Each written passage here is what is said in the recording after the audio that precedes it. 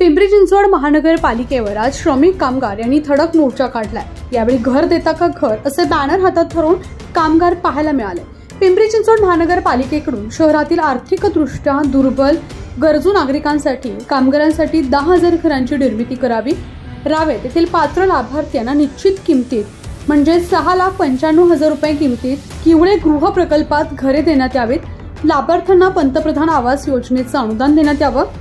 या मागण्यांसाठी कष्टकरी संघर्ष महासंघातर्फे कामगार नेते काशीनाथ नखाते यांच्या नेतृत्वात महापालिकेसमोर घरांसाठी आंदोलन करण्यात आले।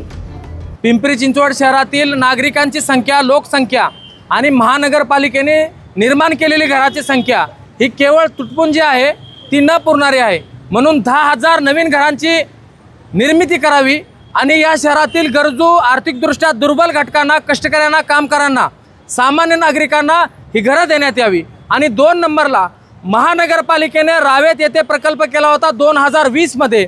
नागरिकांना भूलभुलैया करून त्यांना सांगितलं की आम्ही 6,95,000 तुम्हाला घर देतो, या आमचं घर घ्या। लोकांनी, भोळ्या भाबड्या लोकांनी 20,000 लोकांनी अर्ज केला, त्यातले 934 लोक पात्र लाभार्थी केले, त्यांच्याकडून 5,000 रुपये अनामत रक्कम घेतली आणि त्यानंतर त्यांना सांगितलं की बिल्डिंग क्रमांक 6 त्यांना घरं देण्याचं जाहीर केलं।